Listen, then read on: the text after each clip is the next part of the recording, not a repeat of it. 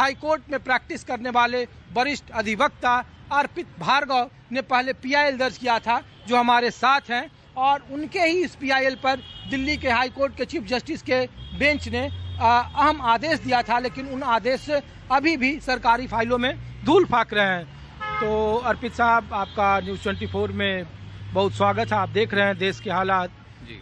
तो हम लोग जानना चाह रहे थे कि आपने ये पीआईएल उस समय क्यों दर्ज की थी, क्या उसका बैकग्राउंड था, क्या आपने देखा था, और जिसके बाद आप दिल्ली हाईकोर्ट पहुंचे? देखिए, मेरा प्राइम रीज़न जो था ये पीआईएल डालने का, गोवा नाइट लाइफ में जो लोग मरे थे, जो गोवा में आपको याद होगा 24-25 लोग मर गए थे, फिर बाद में पता चला ओनर बैंकॉक भाग गया था और वहाँ पे किसी को कुछ नहीं मिला और लोगों की मृत्यु हो गई, इनोसेंट लाइव्स लॉस हुई।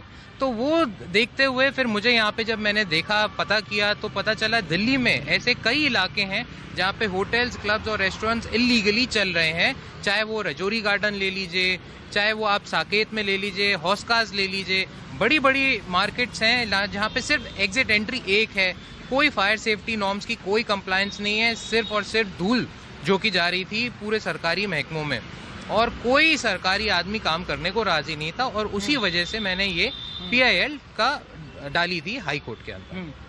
तो हाईकोर्ट में चीफ जस्टिस की बेंच ने क्या आदेश दिया था? तो देखिए, जो मेरी पीआईएल थी, क्योंकि वो मैटर अर्जेंट था, तो इस वजह से चीफ जस्टिस साहब का ये कहना था कि आपने सरकार को क्योंकि कुछ बोला नहीं है, तो हम सरकार पे भरोसा करते हैं, हम सोचते हैं सरकार काम करेगी। तो मैंने कहा बिल्कुल ठीक बात है। तो सरकारी के लिए इसीलिए वो उस पिटीशन को सरकार को रिप्रेजेंटेशन ट्रीट करवाया और बोला इसको डिसीजन लेगी सरकार इस चीज़ पे कि दिल्ली के होटल्स, क्लब्स और रेस्टोरेंट्स कितने फायर सेफ हैं या नहीं है, और उन सब में सेफ्टी ऑडिट हो उन सब चीज़ों का कि फायर एक्सटिंग्विशर है उस होटल में, अगर आग लगती है तो उसको कैसे बचाया जाएगा, लोगों की जान कैसे बचाई जाएगी। तो वो सारी चीज़ें मैंने उस पिटीशन में डाली थी और हाईकोर्ट का भी यही डायरेक्शन आया था, इसको एक्सपीडिशियसली इस चीज़ को डिसीजन लेगी सरकार, दिल्ली सरकार, एमसी और लोकल बॉडी सर।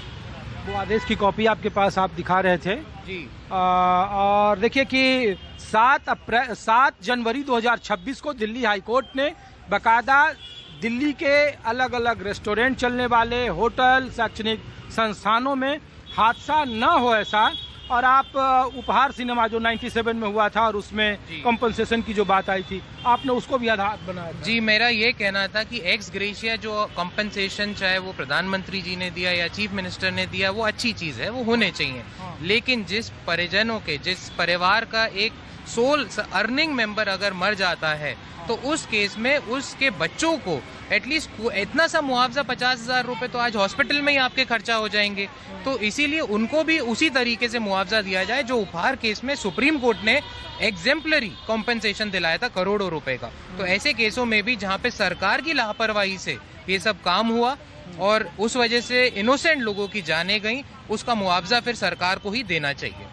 तो देखिए कि भार्गव साहब ने 7 जनवरी 2026 को जी दिया, ऑर्डर आ गया 7 जनवरी 26 को कि एक्सपीडिशियसली डिसाइड किया जाए इसको और एक्शन प्लान दिल्ली सरकार बनाएगी, जिससे कि आगे कोई दिल्ली में ऐसी दुर्घटना या कोई भी घटना ना घटे जिससे लोगों की मृत्यु हो जाए। होटल, रेस्टोरेंट और क्लब्स को लेकर स्पेसिफिक ऑर्डर था, बहुत स्पेसिफिक, और उसमें यह भी था कि सेफ्टी ऑडिट कराया जाए।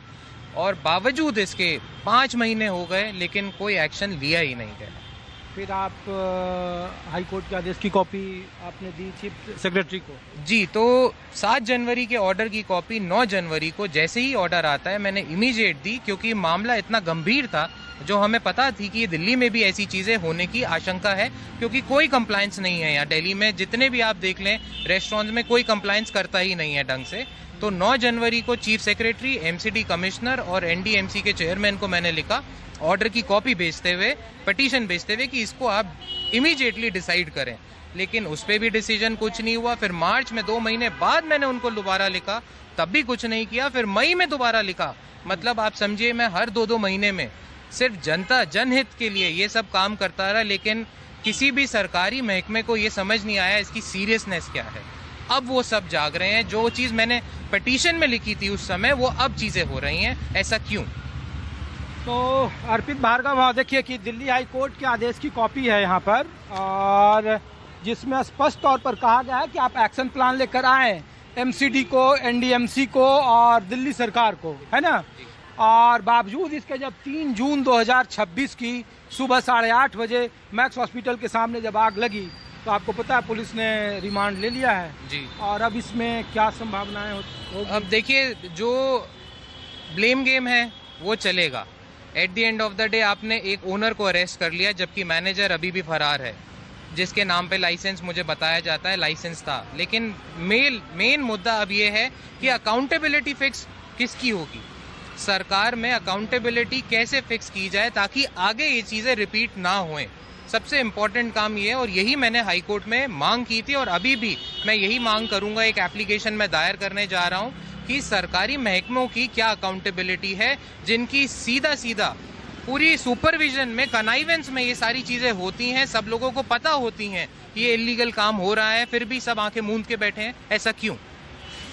तो अच्छा भार्गव साहब, एक सवाल और बता दीजिए कि क्या रूल कहता है कि रेस्टोरेंट में शैक्षणिक संस्थान चल रही है, क्योंकि राजेंद्र नगर में जहाँ से मैं आपको रिपोर्ट अपनी दिखा रहा हूँ, यहाँ से महज कुछ किलोमीटर है, महज 2 किलोमीटर, और जहाँ पे जुलाई 2024 में बेसमेंट में पानी घुसने से 3 बच्चे की मौत हो गई थी, उसके बाद एक बड़े पैमाने पर हुआ था।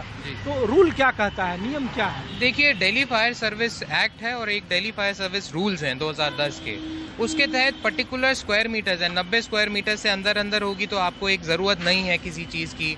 फिर अगर 50 से ज़्यादा रेस्टोरेंट में अगर सिटिंग कैपेसिटी है तो वहाँ पे आपको कुछ मायने की स्प्रिंकलर्स होने चाहिए, आपकी एक्सटिंग्विशर्स होने चाहिए। बट होता क्या है, यहाँ पर कोई मैंडेटरी इंस्पेक्शन का प्रोविज़न ही नहीं है दिल्ली फायर सर्विस एक्ट और रूल्स में। एक बार आप अपना अप्रूवल लेते हो वो 3 साल तक चलता है। तो उसमें क्या होता है, आदमी अप्रूवल लेते हुए सारी कंप्लायंस दिखा देता है, आपको लाइसेंस मिल जाता है, सारी परमिशंस मिल जाती हैं, लेकिन उसके बाद असली काम शुरू होता है, क्योंकि इंस्पेक्शन कभी करने आता ही कोई नहीं है। जब आएगा नहीं तो सारी वायलेशंस तभी होती हैं। तो इसीलिए अब ज़रूरी है कि आप एक्ट और रूल्स को भी चेंज करें, जहां पर मैंडेटरी इंस्पेक्शन का प्रोविज़न हो, और अगर वो नहीं की जाएगी तो सरकारी जिस आदमी ने वो नहीं की, एयरिंग ऑफिशियल, उसके ऊपर कार्रवाई की जानी चाहिए। तो इसमें कोई अकाउंटेबिलिटी अभी तय नहीं है? नहीं, आज की डेट में कोई भी मैंडेटरी इंस्पेक्शन का प्रोविज़न ही नहीं है, जबकि ये होना चाहिए था, सरकार को खुद देखना था। लेकिन सब आंख मूंद के बैठे हैं। जब कुछ होता है तो एक फार्सिकल मेजर दिखा दिया जाता है कि हाँ जी हम ये कार्रवाई कर रहे हैं, हम ये कार्रवाई कर रहे हैं, लेकिन असलियत में जो जनता को फ़ायदा चाहिए कि किसी की जान ना जाए, ऐसा नहीं होता। जब भी जान जाती है उसी के बाद सरकार जागती है। ऐसा क्यों? हम लोग भी जब देख रहे थे, विवेक विहार गए, हौज खास गए, तो जहाँ जहाँ घटना घट गई थी वहाँ भी अभी कोई अवेयरनेस नहीं है और न ही अकाउंटेबिलिटी तय है अधिकारियों की कि मैंडेटरी है कि वो जाएं। तो ऐसा कानून में ही प्रावधान नहीं है। वो समस्या यही है कि कानून में अगर प्रावधान नहीं होगा तो सरकार की ये ड्यूटी बनती है कि आप अपने गाइडलाइंस के तहत या अपने अफसरों को एक प्रोटोकॉल बताएं कि आपको ये काम करना है। हर चीज़ आप लॉ में नहीं कर सकते, इम्प्लीमेंटेशन पे भी आप कुछ चीज़ें कर सकते हो कि आपका एमसीडी के अगर ऑफिशियल का, जेई की ये ड्यूटी होती है कि आपके इलाके में कोई अनऑथराइज इलीगल कंस्ट्रक्शन नहीं हो, लेकिन ये कहीं लिखा नहीं है कि जेई की वो एमसीडी की ड्यूटी कहलाती है। तो सरकारी महकमों की अपने आप में ड्यूटी है कि इलीगल और अनऑथराइज काम ना हो, स्पेशली व्हेन कोर्ट के रिपीटेड ऑर्डर्स हैं। यहाँ पे तो हाई कोर्ट के ऑर्डर्स थे, आपको आप काम कर रहे हैं, एक्शन प्लान बनाया, आपने तो वो तक नहीं किया। ऐसा क्यों? इसके लिए भी कोई कंप्लायंस है कि जो बाहर बिजली के तार हैं और जो बाहर एसी जो लगाते हैं, सबसे ज़्यादा आग लगने की घटना है वकील साहब इसी की वजह से, इसके लिए भी कुछ है क्या रूल? देखिए, रूल्स हर चीज़ के हैं, लेकिन समस्या ये है इम्प्लीमेंटेशन। रूल्स मैं 10 बना दूंगा आज की डेट में कि ऐसा है कि हर चीज़ का लॉ बना दूं, रूल्स बना देंगे। कोर्ट का काम है, वकीलों का काम है, सबका, लेकिन समस्या सारी यहाँ है इम्प्लीमेंटेशन ऑन ग्राउंड क्या है। अगर वही नहीं होगी तो कुछ फ़ायदा नहीं होगा किसी भी चीज़ का। शुक्रिया। अर्पित भार्गव हैं और PIL जिन्होंने जनहित याचिका दायर की थी और जिनके आदेश के बावजूद भी सिस्टम सोया रहा है। तो अकाउंटेबिलिटी के लिए फिर एक बार जनहित याचिका लेकर वे जा रहे हैं। कोर्ट जब खुलेगा, गर्मियों की छुट्टी का वक्त चल रहा है, तो फिर उस पर कोई फैसला आएगा। लेकिन बैठकों का दौर जारी है और दिल्ली सरकार ने एक कमेटी बनाई है और कहा है कि आप उन संस्थानों का इंस्पेक्शन करें और उनकी रिपोर्ट दें और ये प्रक्रिया अब कुछ दिनों में शुरू होगी, लेकिन अभी तक उसको लेकर कोई खास बदलाव देखने को नहीं मिला है। तो आप लोग यहीं रहती हैं?